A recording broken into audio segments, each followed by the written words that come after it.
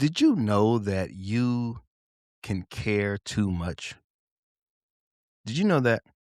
Like you can you can actually care too much. And by caring so much, you can actually get your life stuck. Today, in the I Am the Possible podcast experience, we're going to be talking about you just caring too much. And that's why you're stuck.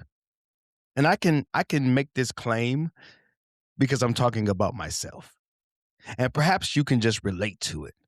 But today I'm going to be sharing the fact that for years, 40 plus, I've cared too much. And in certain areas of my life, I have been stuck. And maybe you'll be able to relate to this. So, welcome. Welcome to the I Am the Possible podcast experience. Yes, the place where possibilities become perspective. Guys, welcome into the space, into the place. I is your host, Javale C.W. Lynch, Mr. What? And my mission is to provide, to offer perspectives on life that give life to what's possible in life, your life. You can care so much about the wrong thing that your life will be put on pause. That's where I've been. Maybe you didn't notice because you only get to see certain parts of my life. But I can promise you, and I'm going to be sharing about that today, that there are areas in my life that have been put on pause because I've been so consumed with caring about other people's issues. The way I like to put it, I've been caring too much about other people's cares. See, the Bible tells us, cast your care on Christ because he can carry it. The cross can carry it. The cross can bear the weight. But guess what cannot bear the weight? You and I. At least we're not supposed to. We're not even supposed to attempt to. But we often do. So I think somebody out there is going to be able to relate to me today. Here's my scenario. Here's the pain point. You go through life with this intention to want to help, to want to do good in the world. And then that intention becomes unknowingly a desire to save the world. Like you want everybody to do well. You want everyone to thrive and to evolve and to live out their possible. And that's not a bad thing unless you become consumed by it. That's where I've been for the last 40 plus years. Consumed with caring about other people's cares, taking on other people's burdens, taking on other people's lives, weighing myself down with the weight of my perceptions of what other people are thinking, processing, going through, possibly will go through. You know, I'm a very heady person, as I like to say. I'm just an overprocessor. I just think too much. And that's a part of my makeup. That's a part of my avatar. That's a part of my character. I get that. Because when used right, it's like a superpower. I can do some real good in the world when I use it the right way. But when I use it the way that I've been using it at some points in my life, it can torment me. It can hold me up. It can prevent my progress. And maybe you're that kind of person as well, at least to some degree. Like you find yourself worrying about what worries other people.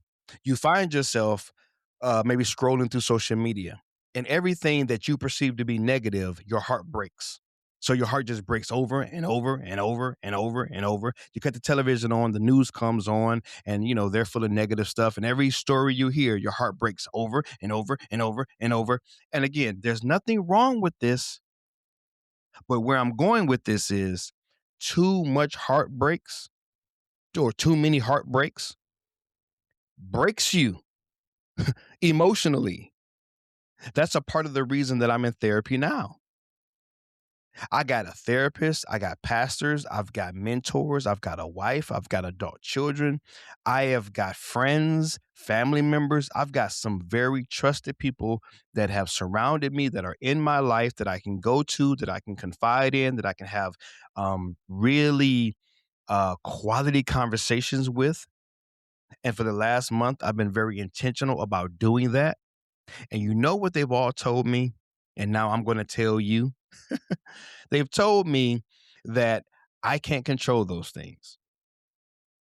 And because I can't control those things, those cares that I should be giving to Jesus, that I should be offering at the foot of the cross, that I should be giving up every morning, those cares that even sometimes I'm delusional and I think that I'm actually giving over to Christ, but I actually keep them. Right? Sometimes we actually pray and we think we're casting our cares upon him, but we're actually not. We're holding on to him. How do we know? Because we're still worried about him. We're still emotionally exhausted and drained by the end of the day because 80% of our thinking is projecting and processing other people's lives while trying to also process our own, right? And so what has been happening for me as I've had these conversations is I've been asking people, man, where do you put this in your life? Like, how do you manage to, because from the outside looking in, I'm looking at my wife, I'm looking at my mentors, I'm looking at my, folks that are in my life, and I'm saying, man, they look to be thriving. They look to be going on and on with their lives. They don't seem to be weighed down by the world's problems. And the theme that keeps coming up has been you can't control that. You can't control them. You can't control the situation. And part of me wanted to hear it, and a part of me didn't want to hear it. But, and I'm going to be sharing in just a moment what has clicked for me, what has helped it click for me, because what clicks or what helps it click for you may not be what helps it click for me. Right. And what helps it click for my wife or my mentor or someone else may not be the same that helps it click for someone else, because the information is what it is. You can't control other people. You can't make anything happen. All you can really do is use the things that God's giving you and the time that he's giving you. Sow your seeds, try to contribute positively, try to do your thing. But at the end of the day, even the Bible says one will plant, one will water, neither makes it happen. It's the Lord that makes it grow.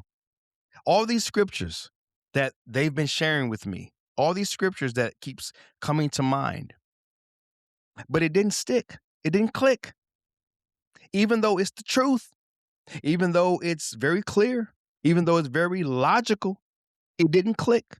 Nope, your boy still wanted to save the world.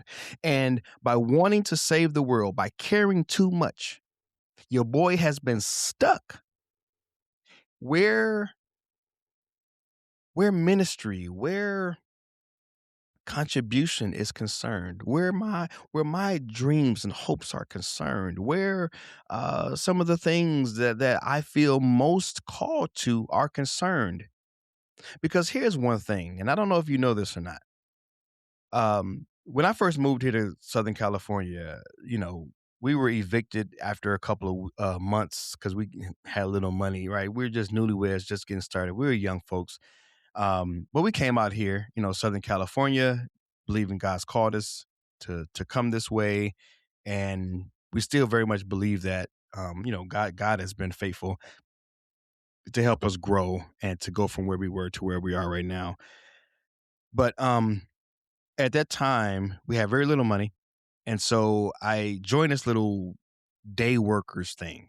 I believe I was still working somewhere else, but on my days off or in my free time, I would go down to this place called Labor Ready. It was a work today, get paid today situation. And I remember, and I tell this story for a reason. All right. I'm gonna tie it all together in just a moment.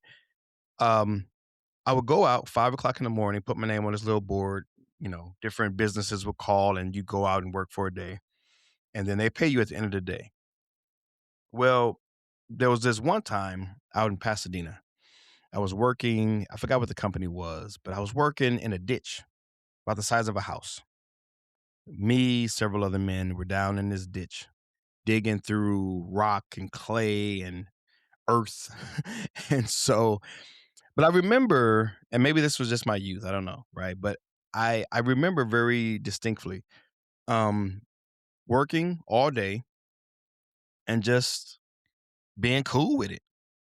Like, okay, I put my day's work in, bet.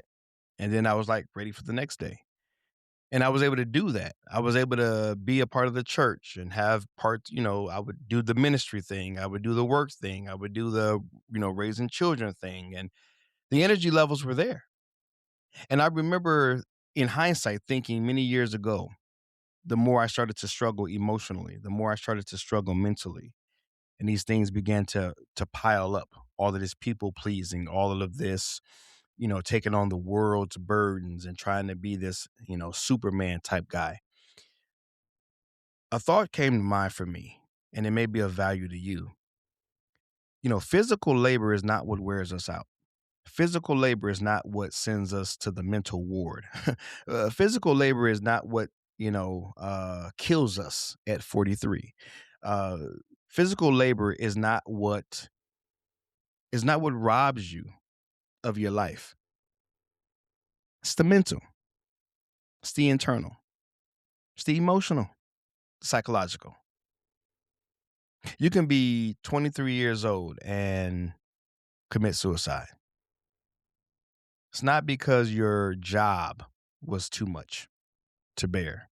It wasn't because the labor that you were doing was so difficult, but it was what you were perceiving. It was what you were thinking. It was what you were feeling emotionally that caused you to take your life. Now, I know that's a grim, illustration. But the truth is, you cut social media on and you're going to find someone's dead every day if it's up to TMZ, right? I mean, they are. I heard one comedian even make a joke one time, and it's almost true. It's like it's scary that it's almost true. It says TMZ will discover that you're dead before you know that you're dead. I mean, they are first. First responders, man. I mean, TMZ is like you don't need no news broadcast at all. Just, you got a TMZ feed. They gonna keep you up to date with who's dying. All right. But my point to that is, and I didn't really want to go on that tangent, but my point is that it's not the physical that weighs us down in life.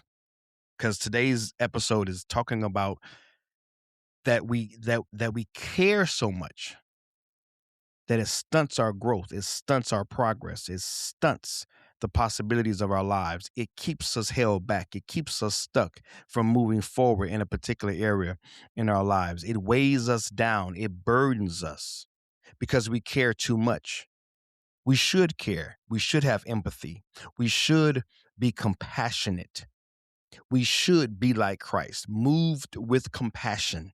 We should have a passion. We should have a fervor. We should care about the state of humanity. We should care about our neighbor. We should love others, right? We should want the best for others. That in and of itself is not a bad thing. It becomes bad, like for me, when it becomes chronic, when you try to control things that you have no business controlling or even attempting to control.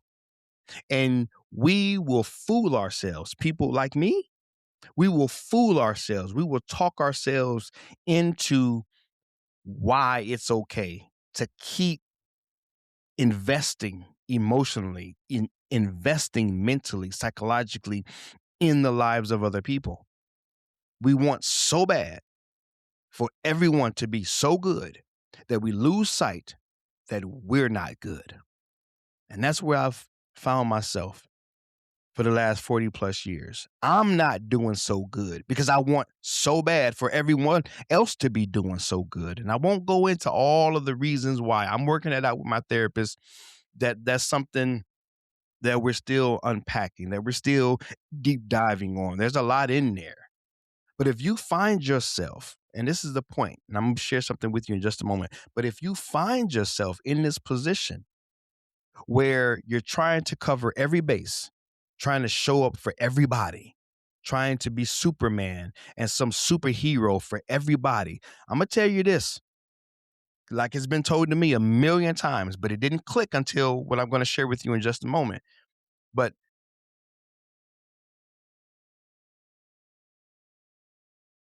maybe I should just share with you what I'm going to share with you, and maybe that'll give you the best the best illustration. Yeah, let me do that. Let me do that. Let me share my screen with you. Yeah, let me just go ahead and just share it. I think that's going to be the best. That's going to do the best job for you. All right. Okay. All right. That's one slide. I've kind of already talked about this, kind of jumped the gun. I already kind of talked about this. You care too much because every care equals a weight that you must carry. That's one perspective that you should have before I get to the other real point, right?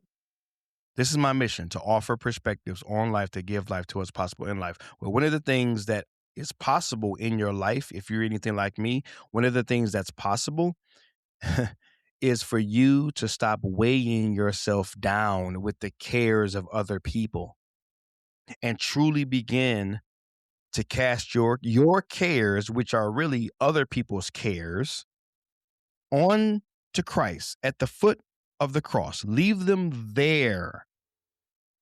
And even if you don't believe in Christ, even if you don't believe in God, the fact that you can just come to the realization that if for everything that I care about that ain't even mine, that is weight that I'm carrying. I want you to get an image in your mind. Maybe I should have put it on the screen, but get an image.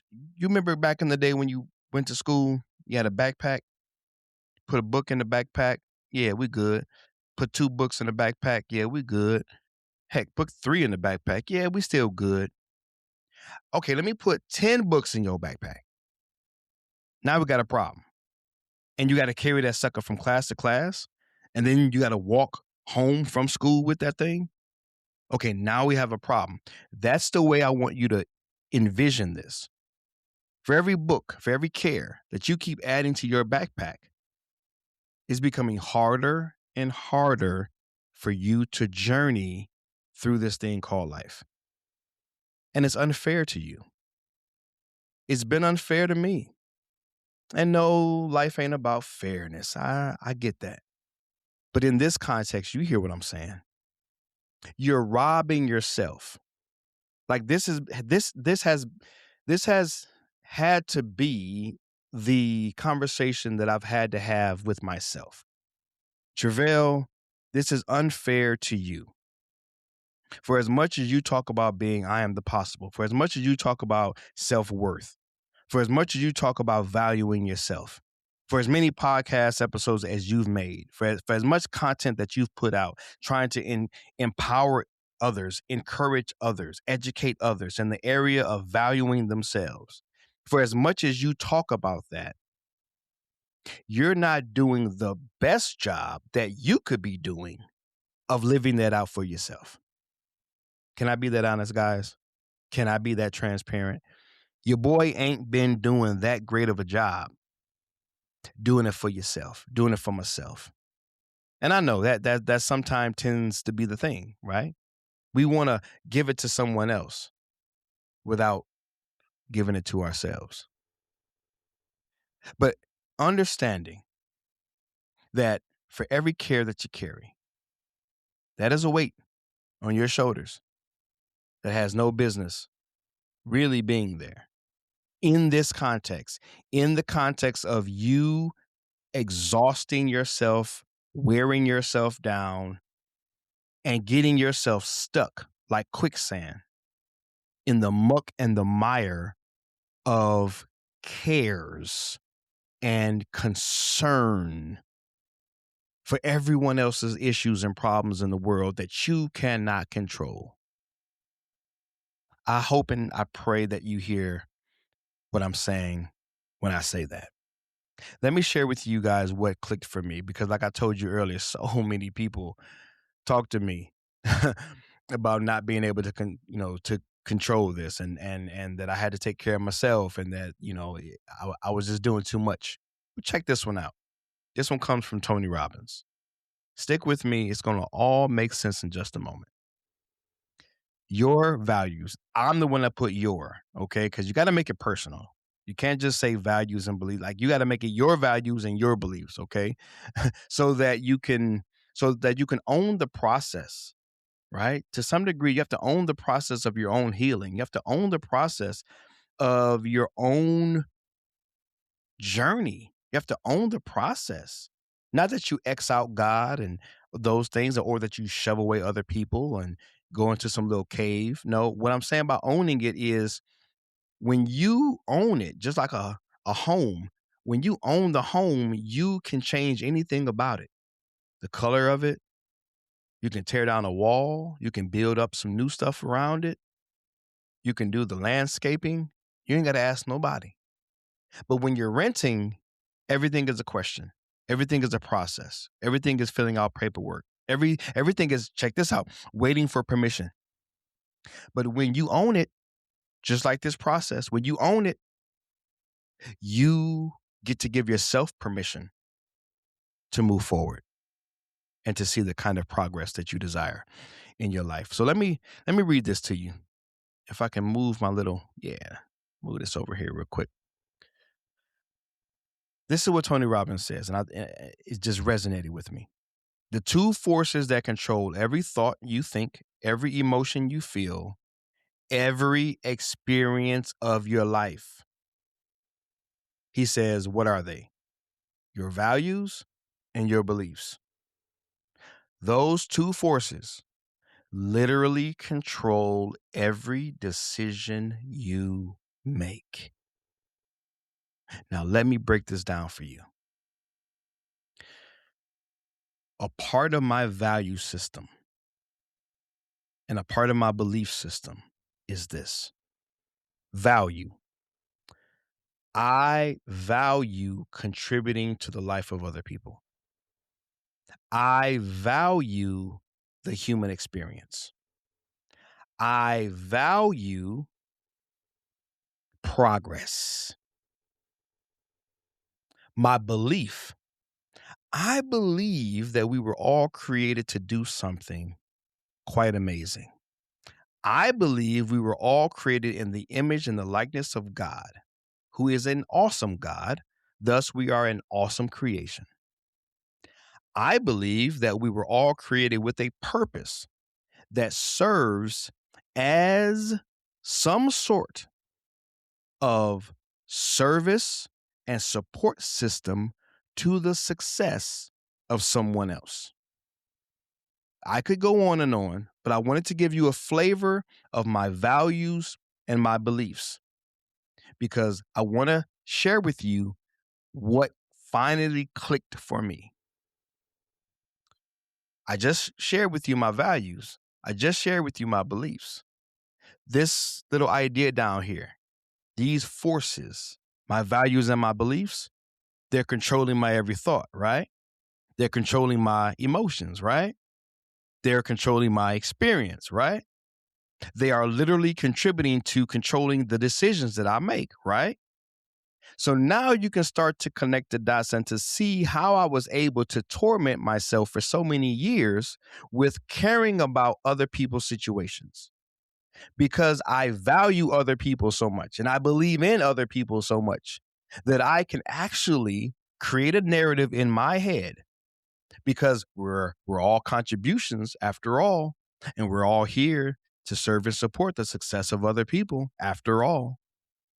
See how I can start to position myself under a burden that says, I have to serve and support your success.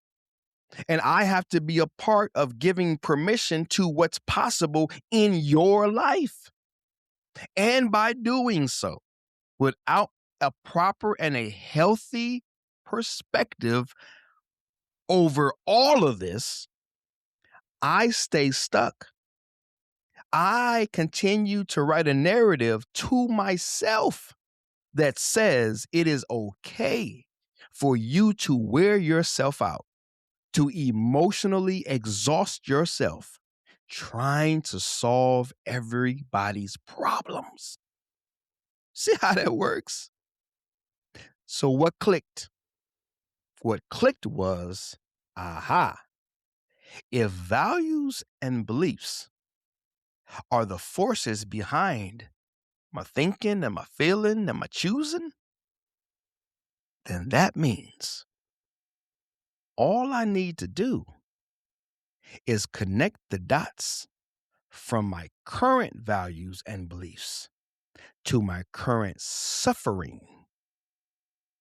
Identify what that is, which is what I just laid out for you, and then develop new values, develop new beliefs.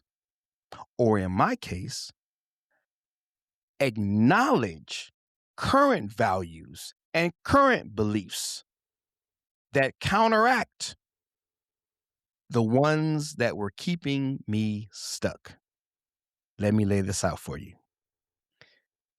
I have a value that says, I value the human experience. So I want everyone to experience an amazing existence. Now, the former thinking was, I have some sort of say, some sort of control, and I need to be heavily emotionally and psychologically invested in ensuring that you enjoy your life's experience. Well, that's a fantasy, and that's gotten me stuck and worn out, and that's not healthy. But what else do I value? I value my own personal peace. I value my own progress. I value effectiveness in the work that I believe God has called me to.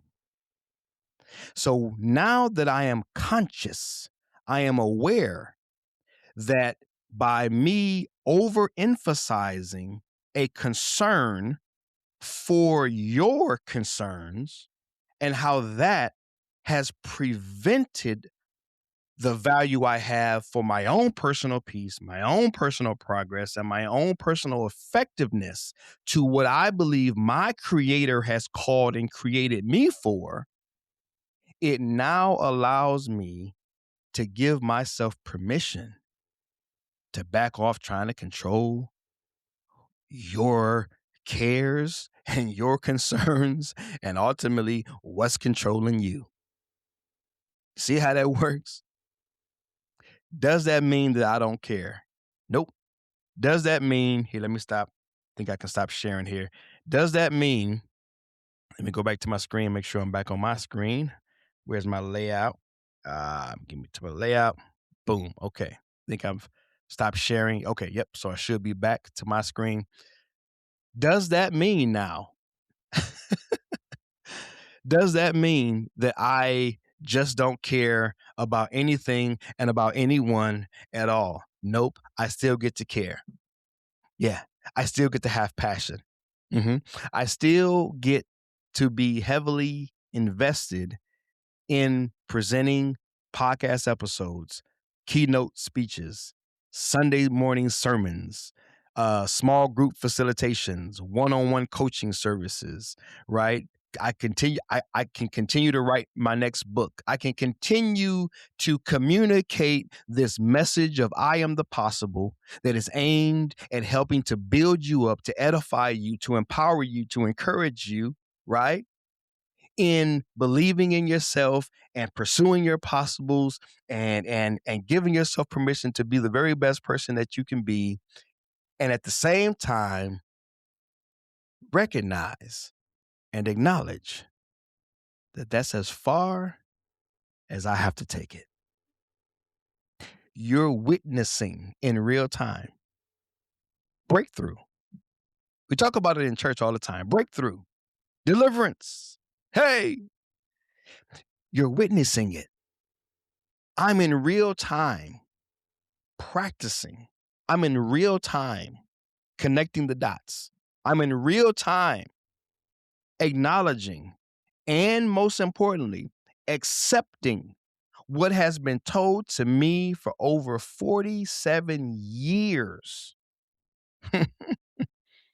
Well, not really told to me over 47 years. The first 23 years, the world beat me down and made me feel like crap and maybe set me up to care, right? To give me this passion, to set me up to have this fuel, right? Because ultimately, when we talk about our misery becoming our ministry, all we're really talking about is taking our childhood trauma and drama and finding a way as a mature, uh, you know, evolved, right, educated adult, um, going back to serve that inner child, going back to serve that inner trauma. That's really all we're doing, right? But it comes across like we're preaching to to an audience, or we're speaking to an audience. We're preaching to a congregation. We're going live with a podcast. All we're really doing is going back to that little guy inside or that little gal inside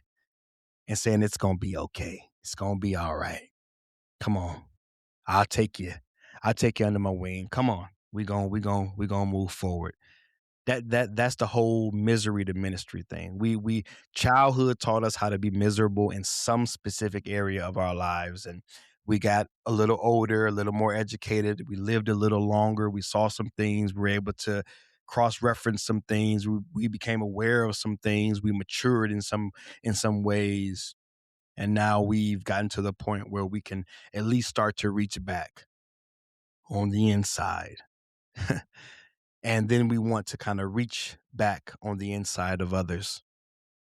But now that reaching back simply means, even as Jesus did it, it just simply means presenting. And if you choose, you choose. If you do, you do. If you don't, you don't. But I can't save you. I can't rescue you. I can't heal you. I can't fix you. I can't deliver you. It's not my work to do.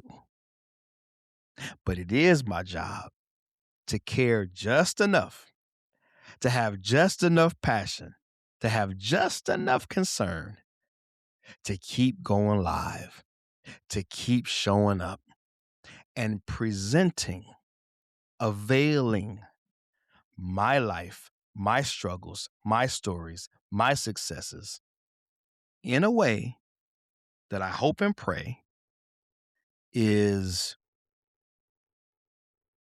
something that you can learn from, you can glean from, you can pick from, you can pull from just a little to help you in some way.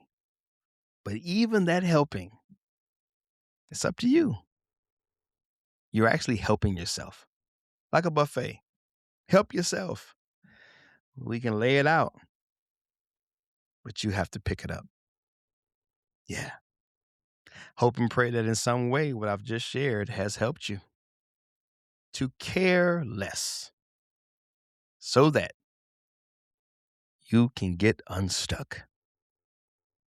Love you guys, praying for you guys, believing in you guys. This is Travell C.W. Lynch, Mr.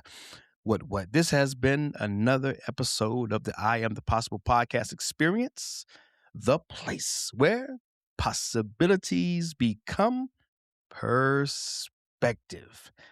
Guys, before I get out of here, I just want to remind you that in the description, there are links, some free resources. Please help yourself. Please, if you're watching on the tube, and you should be watching on the tube, drop me a comment. Make sure that you subscribe. Make sure that you share it with someone that may be in need of this information. If you're listening on a podcast platform, I would love a review, the good, the bad, the ugly. It's all good. If you really love what I'm doing and the work that I'm doing, we now have an ability to become a sponsor to help with the monthly expenditures or expenses, I should say, of this podcast. It costs to put this podcast on, and I would love your monthly contribution to help offset some of those expenses. We've now got that set up as well. That's down in the description of any podcast platform that you're watching or that you're listening to this on. And then also, finally, I would love to get a question. If you have a question about anything that I shared and you would like me to create a personal podcast episode for you, I am now doing that. There's a link right at the top of the description of this episode where you can click it and you can drop me an anonymous question.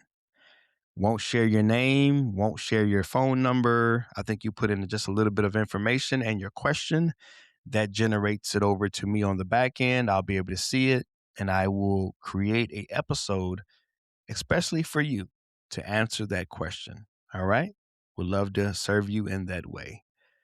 And all these things, just know that I am continuously praying for you and continuously believing in you and just hoping and praying again, like I said, that you would find something of value in and through this episode.